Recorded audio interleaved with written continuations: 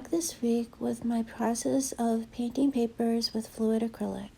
It's a simple and easy process that you only need a few supplies to make some collage papers or journal papers or other art for your projects.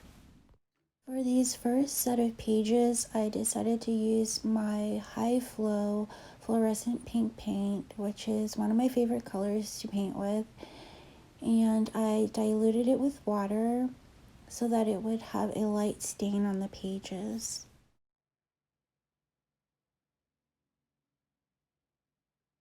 The process for these pages is similar to my coffee painting papers that I made in the previous video. I have the same setup, and I also made some simple repeating patterns here as well.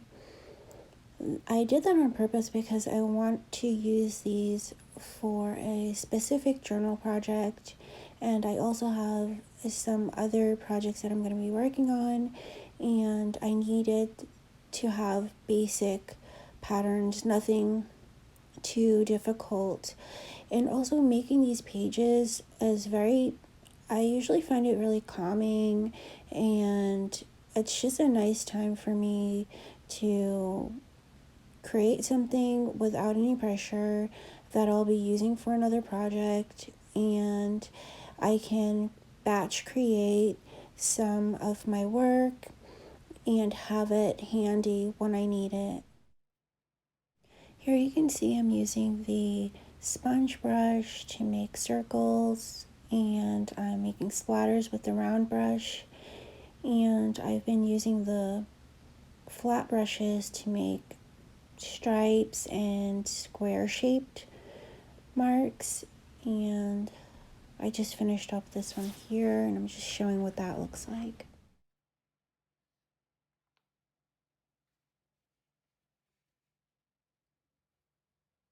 Okay, for this next set of pages, I'm going to be using the golden fluid teal, and I also added water to it to dilute it.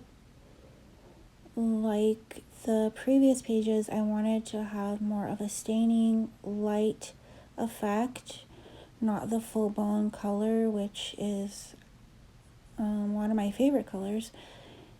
So here you can see it's like a really pale teal, and that's the effect I wanted to have on these papers that I'm making now.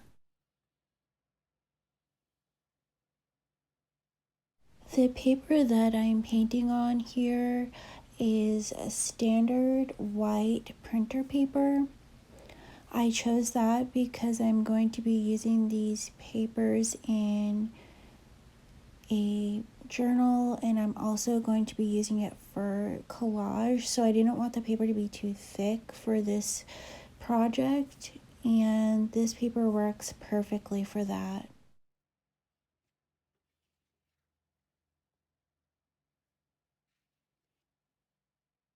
On this page, I'm using the number 9 flat brush from Artist Loft.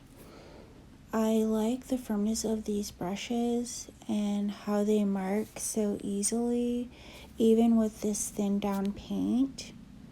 And the other flat that I've been using is the number 10, which is just slightly bigger. But as I add the marks here, you can see that there's a slight difference. They're not the most expensive brushes, but they are easy to clean, and like I said, I just really love using them for mark making.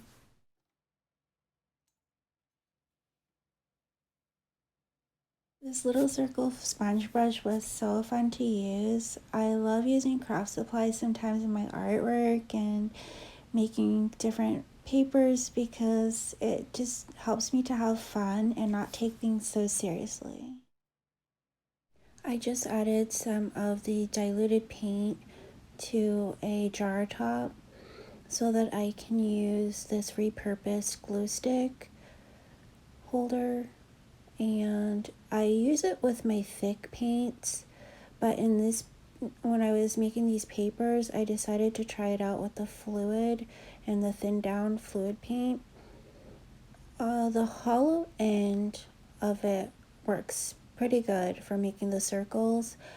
Then I tried the top end, the flat part, with the watered down fluid paint, and it just didn't do anything. I was like, what?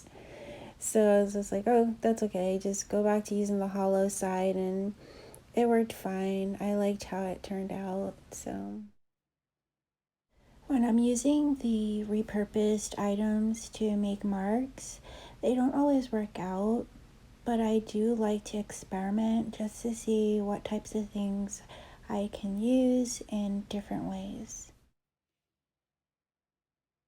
After my painting session was finished, I set the papers aside so that they could dry, and these are the finished pages. I'm happy with how the pages turned out. I like the crinkliness of the pages, and I also like the effect of the staining from the diluted paint. I hope you liked seeing how I made those simple and easy papers for collage or journaling.